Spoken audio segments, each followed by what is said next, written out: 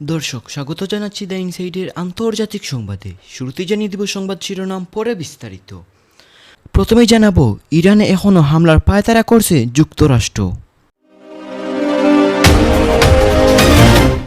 এরপরে জানাবো, Iran Oman চুক্তিতে ক্ষিপ্ত ট্রাম্প, বোমা হামলার চরম হুমকি আমেরিকার। এবং সবশেষে জানাবো, ভারতে আবারও আন্দোলনের ডাক ককরোচ জনতা পার্টির।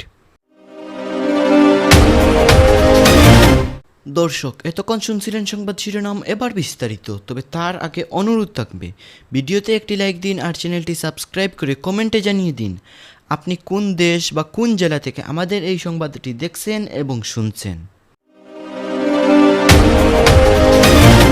ইরানে সামরিক হামলার স্থগিতের ঘোষণা দিয়েছেন মার্কিন প্রেসিডেন্ট ডোনাল্ড ট্রাম্প। কিন্তু ওয়াশিংটনের সামরিক প্রস্তুতি নিয়ে বার্তা এখনও থামেনি। বরং মার্কিন যুদ্ধমন্ত্রী বলেছেন, ইরানের বিরুদ্ধে অভিযান চালানোর জন্য তাদের বাহিনী এখনও প্রস্তুত।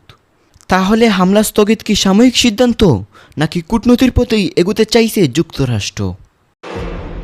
ইরানের নজিরবিহীন পাল্টা হামলার হুঁশিয়ারির মুখে দেশটিতে হামলা চালানো থেকে সরে দাঁড়ালেও পরাজয়ের গ্লানি এখনও মানতে পারছে না যুক্তরাষ্ট্র।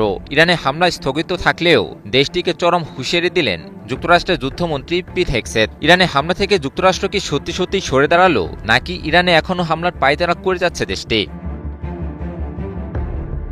যুক্তরাষ্ট্রের যুদ্ধমন্ত্রী পিট হেগসেথ ইরানকে চরম হুঁশিয়ারি দিয়ে বলেছেন, মার্কিন প্রেসিডেন্ট ডোনাল্ড ট্রাম্প ইরানে পূর্ব পরিকল্পিত হামলা স্থগিত করলেও দেশটির বিরুদ্ধে ব্যবস্থা নিতে মার্কিন সামরিক বাহিনী এখনও পুরোপুরি প্রস্তুত রয়েছে। মার্কিন বাহিনীর প্রস্তুতির দ্বারা পিট হেগসেথ আসলে কি বোঝাতে চাইছেন? তবে কি ইরানের বিরুদ্ধে পুনরায় যুদ্ধ শুরু করবে যুক্তরাষ্ট্র? সামাজিক যোগাযোগ মাধ্যম এক্সে দেওয়া এক পোস্টে মার্কিন যুদ্ধমন্ত্রী জানান, ইরানে হামলার জন্য যুদ্ধ দপ্তর পুরোপুরি প্রস্তুত ছিল এবং এখনও দ্বিতীয় বিশ্বযুদ্ধের পর থেকে সর্বোচ্চ পর্যায়ের প্রস্তুতি নিয়ে আছে। আমরা যে কোনো মুহূর্তে ইরানে হামলার জন্য পুরোপুরি প্রস্তুত। মার্কিন যুদ্ধমন্ত্রীর মতে, ইরানকে এমন মাত্রায় আঘাত হানতে প্রস্তুত ছিল যুক্তরাষ্ট্র, যা দ্বিতীয় বিশ্বযুদ্ধের পর আর দেখা যায়নি। কাতার ভিত্তিক সংবাদ মাধ্যম আল জাজিরা এক প্রতিবেদনে তুলে ধরে এই খবর। ইরানকে উদ্দেশ্য করে প্রেসিডেন্ট ট্রাম্পও একই ধরনের কথা বলেন। এয়ারফোর্স ওয়ানের সাংবাদিকদের সঙ্গে আলাপকালে ট্রাম্প বলেন, আমরা ইরানে এমন একটি হামলার প্রস্তুতি নিয়েছিলাম যা দ্বিতীয় বিশ্বযুদ্ধের পর সবচেয়ে বড় হামলা হতো। এটি ইরানের জন্য চরম ধ্বংসাত্মক হতো। মার্কিন যুদ্ধমন্ত্রী মূলত প্রেসিডেন্ট ট্রাম্পের মন্তব্যেরই প্রতিধ্বনি করলেন।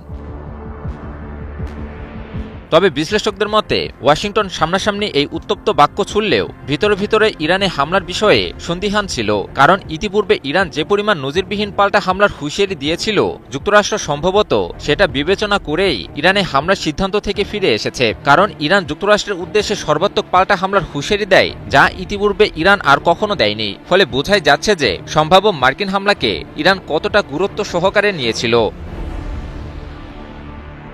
এর আগে ইরানের ধ্বংসাত্মক হামলার হুমকির পরও দেশটিতে হামলা স্থগিতের সিদ্ধান্ত নেন মার্কিন প্রেসিডেন্ট ট্রাম্প। তার নিজস্ব সামাজিক যোগাযোগ মাধ্যম ট্রুথ সোশ্যালে দেয়া এক পোস্টে হঠাৎ করেই ইরানে হামলা বন্ধের ঘোষণা করেন। পাশাপাশি তিনি কূটনৈতিক প্রচেষ্টার উপর গুরুত্ব আরোপ করেন। ট্রাম্পের মতে, ইরানের সাথে যুক্তরাষ্ট্রের একটি চুক্তি আসন্ন এবং খুব দ্রুতই আলোচনা শুরু হবে।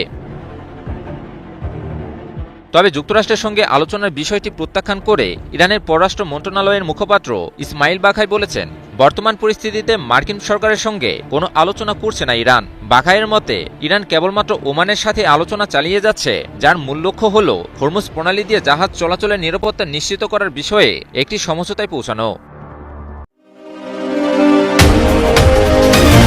হরমুজ প্রণালী দিয়ে জাহাজ চলাচল স্বাভাবিক করতে ইরান ও ওমানের মধ্যে হয়েছে অস্থায়ী একটি সমঝোতা। কিন্তু এই উদ্যোগের পরই সামনে এসেছে যুক্তরাষ্ট্রের কঠোর অবস্থান। ওমানের মধ্যস্থতায় তৈরি এই নেভিগেশনাল করিডোর কি হরমুজ সংকট কমাবে, নাকি নতুন করে উত্তেজনা বাড়াবে? কি আছে ইরান ও ওমানের এই সমঝোতায়, আর ওয়াশিংটনের অবস্থান বা কী? চলুন জানা যাক। হরমুজ প্রণালী দিয়ে নিরাপদ জাহাজ চলাচল নিশ্চিত করতে একটি অস্থায়ী সমঝোতায় পৌঁছেছে ইরান ও ওমান। আর এতেই তেলে বেগুনে জ্বলে উঠেছেন মার্কিন প্রেসিডেন্ট ডোনাল্ড ট্রাম্প। দিয়েছেন কড়া হুঁশিয়ারিও, সাফ জানিয়ে দিয়েছেন মার্কিন প্রচেষ্টায় বাধা দিলে ওমানেও বোমা হামলা চালানো হবে। মার্কিন সংবাদ সংস্থা অ্যাসোসিয়েটেড প্রেসের প্রতিবেদনে উঠে এসেছে এমনটাই তথ্য। তেহরান তেহরানে ইরানের পররাষ্ট্রমন্ত্রী আব্বাস আরাকচি এবং ওমানের পররাষ্ট্রমন্ত্রী বদর আল বুসাইদির মধ্যে বৈঠকের এক যৌথ বিবৃতিতে দুই দেশ জানিয়েছে তারা হরমুজ প্রণালীতে একটি যৌথ অস্থায়ী নেভিগেশনাল করিডোর তৈরি এবং জলপথ থেকে মাইন অপসারণের কাজ করবে। ইরানের উপপররাষ্ট্রমন্ত্রী কাজেম গারিবাবাদি ইরানের রাষ্ট্রীয় সম্প্রচার মাধ্যম IRIB-কে জানিয়েছেন এই অস্থায়ী রুটের আওতায় পারস্য উপসাগরে প্রবেশকারী জাহাজগুলো সম্পূর্ণভাবে ইরানের জলসীমায় ব্যবহার করবে আর উপসাগর থেকে বেরিয়ে যাওয়ার সময় জাহাজগুলো ইরান ও ওমান উভয় দেশের জলসীমা ব্যবহার করবে। আগামী 30 থেকে 60 দিনের মধ্যে একটি স্থায়ী চুক্তিতে পৌঁছাতে আলোচনা চালিয়ে যাবে এই দুই দেশ। ওমান ও ইরানের এই নতুন উদ্যোগ যুক্তরাষ্ট্র মেনে নেবে কিনা তা নিয়ে চরম অনিশ্চয়তা রয়েছে। মার্কিন প্রেসিডেন্ট ডোনাল্ড ট্রাম্প স্পষ্ট জানিয়েছেন হরমুজ প্রণালী খোলার ক্ষেত্রে মার্কিন উদ্যোগের পথে কেউ বাধা হয়ে দাঁড়ালে ওমানেও হামলা চালানো হবে। অন্যদিকে সংকট আরও ঘনীভূত হয়েছে চীনের হস্তক্ষেপে। মার্কিন ট্রেজারি বিভাগ ইরানের সঙ্গে যুক্ত প্রায় 60টি প্রতিষ্ঠান এবং ব্যক্তির উপর নতুন নিষেধাজ্ঞা আরোপের ঘোষণা দিলে কড়া প্রতিক্রিয়া জানিয়েছে চীন। বেইজিং সতর্ক করে বলেছে ইরান ও চীনের মধ্যকার আন্তর্জাতিক আইনসম্মত বাণিজ্যে যুক্তরাষ্ট্রের কোনো ধরনের হস্তক্ষেপ মেনে নেওয়া হবে না।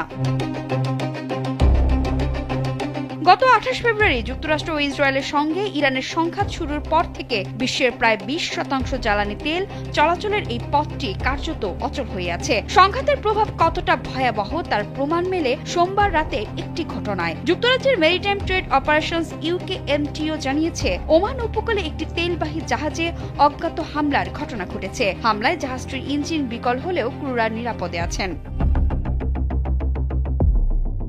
ইরানকে বিশ্ব অর্থনীতি থেকে বিচ্ছিন্ন করতে যুক্তরাষ্ট্রের ঘোষিত নজিরবিহীন নিষেধাজ্ঞা নিয়ে চলমান উত্তেজনার মধ্যেই পশ্চিম এশিয়ার কিছু কূটনৈতিক মিশনে কর্মী ফেরানো শুরু করেছে ওয়াশিংটন। বিষয়টি সম্পর্কে অবগত দুই ব্যক্তি রয়টার্সকে এই তথ্য জানিয়েছেন। ইরানের হামলার মুখে এসব মিশন থেকে কর্মী সরিয়ে নিয়েছিল যুক্তরাষ্ট্র বা সেখানে কর্মীর সংখ্যা হ্রাস করা হয়েছিল। এই পদক্ষেপ থেকে ইঙ্গিত পাওয়া যাচ্ছে যে সামনে ইরানের সঙ্গে সংঘাত তীব্র হওয়ার ঝুঁকি কম বলে মনে করছে ওয়াশিংটন। তবে পশ্চিম এশিয়ার কিছু দূতাবাস আপাতত পূর্ণ সক্ষমতার চেয়ে কম পরিসরে কাজকর্ম চালাবে।